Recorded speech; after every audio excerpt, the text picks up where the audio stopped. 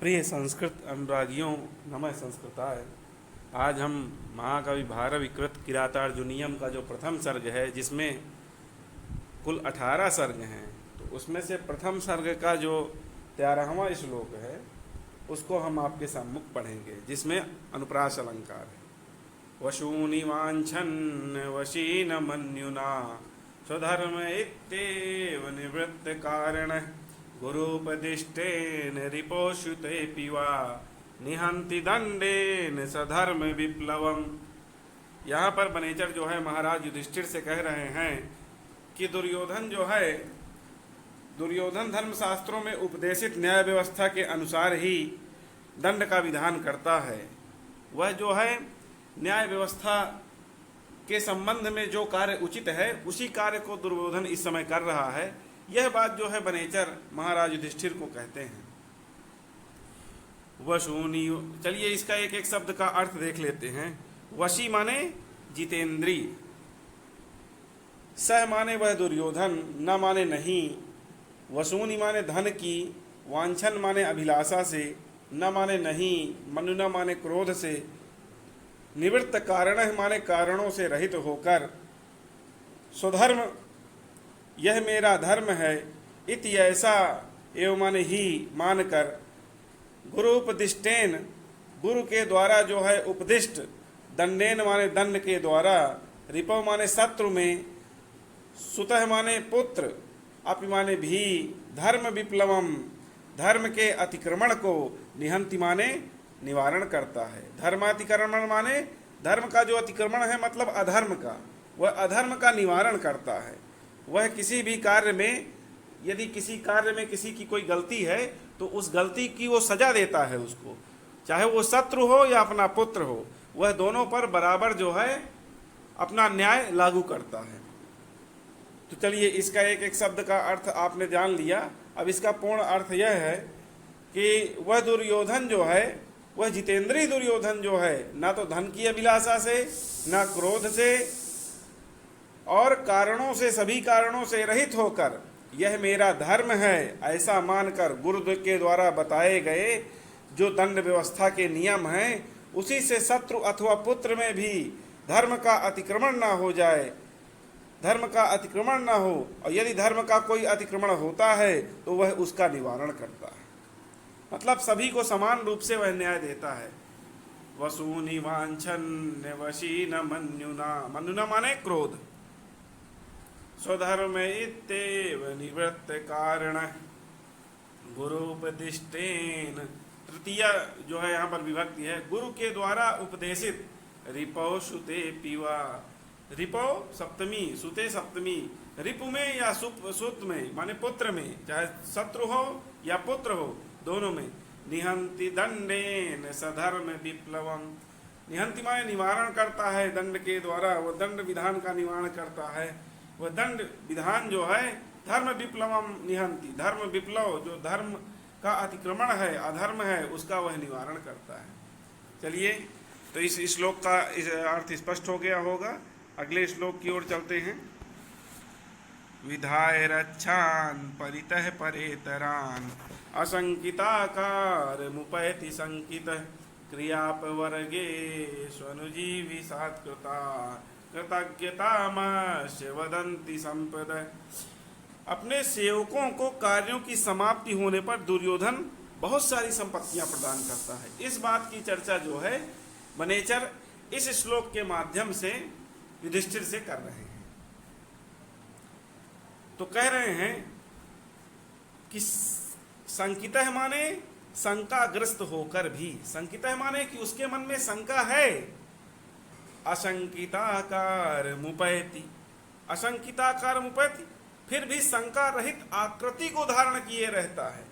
शंकितः अशंकिताकारम उपैति, अशंकिताकारम उपैति माने वह सशंकित तो रहता है लेकिन आकृति कैसी बनाए रहता है, अपने भाव कैसे बनाए रहता है, जैसे वह शंका रहित है, उसे किसी प्रकार की कोई शंका नहीं है। परितः माने चारों ओर, परेतरान माने पर माने दूसरे, और इतर माने जो दूसरों से इतर हो। दूसरों से इतर कौन होते हैं? जो अपने हैं, आत्मीय लोग। तो परेतरान माने आत्मीय लोग, रक्षान माने उनकी रक्षा को विधाय माने नियुक्त करके, रक्षा में उनको नियुक्त करके अशंकिताकार उपैति, शंका रहित जो है आकृति को धारण कर लेता है।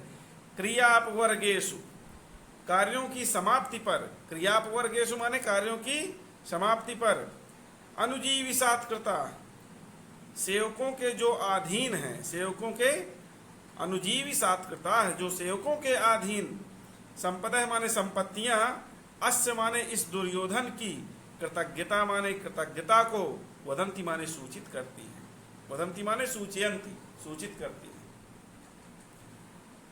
एक एक शब्द का अर्थ फिर देखें।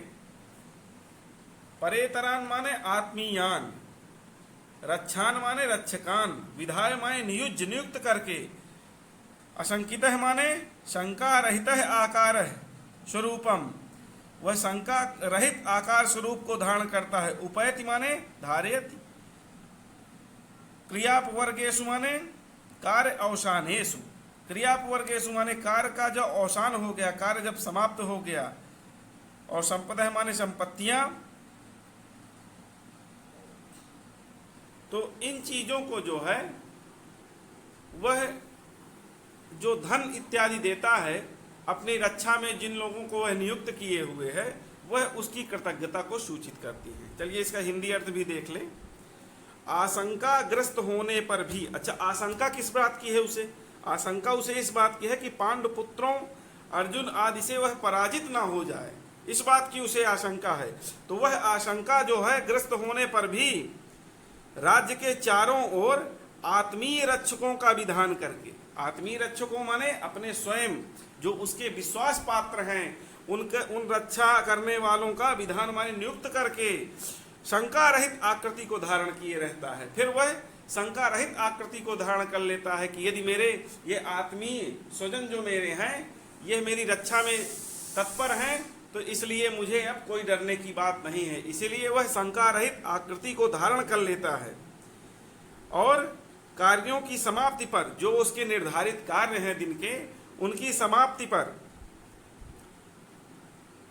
जो उनके सेवकों आत्मीयों के कार्य हैं, उन कार्यों की समाप्ति पर पुरस्कार स्वरूप उन सेवकों को जो प्राप्त होता है, तो सेवकों की अधीन जो संपत्तियां इस दुर्योधन के प्रति कृतज्ञता को सूचित करती है। एक बार और समझ लें इसका अर्थ कि चारों ओर शत्रुओं को रक्षक नियुक्त करके वह चारों ओर शत्रुओं के शत्रुओं को रक्षक बनाता है। मतलब अपने आत्मीय लोग, तो जो उसके आत्मीय होंगे वह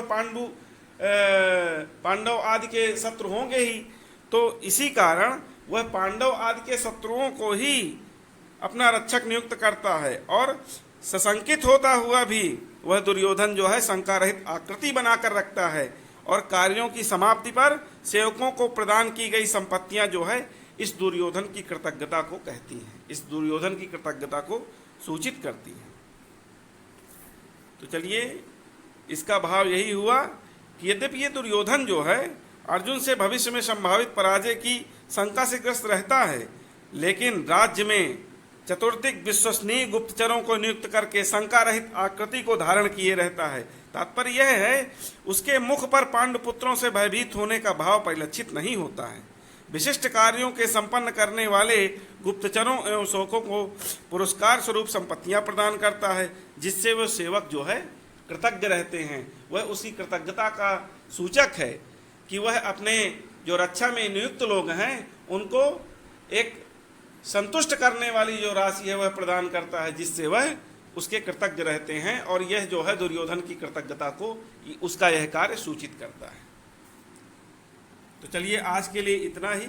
नमः संस्कृताय।